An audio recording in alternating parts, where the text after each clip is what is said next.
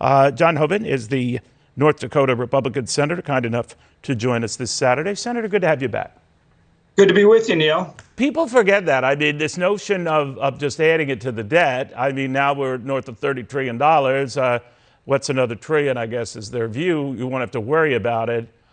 You do worry about it.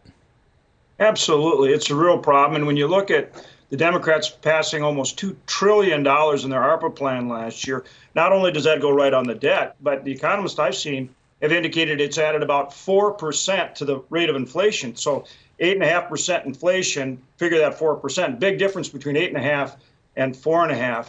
Then when you look at energy costs and everything else, because they won't let us produce energy, all these things add up. That inflation is a tax on everyone. And obviously, as you said, we've got to stop the spending, get this debt and deficit under control. That not only is something we face, but so important for future generations. Now, I know you and I talked about this. Debt piled up under Republican administrations as well. Democrats and Republicans share some blame in how that got out of control. What do you think if Republicans took control of the Senate, even took the House, what would change?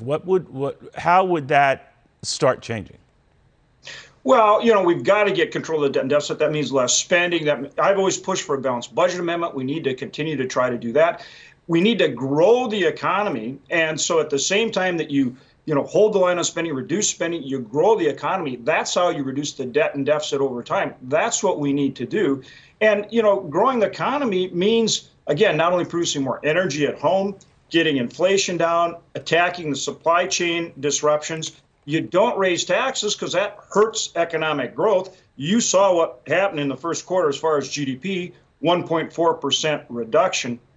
And that's one of the concerns we have right now is stagflation. So again, it's about reducing spending and growing the economy. So you're an automatic no vote on any plans the administration has for new spending. That's going nowhere. What about this $33 billion aid package the president has in mind for Ukraine?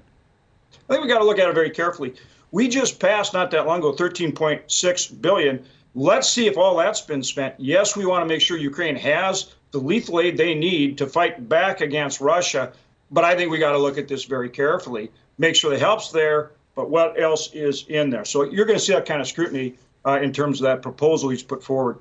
Got it. Senator, very good catching up with you on a Saturday. We appreciate you coming in.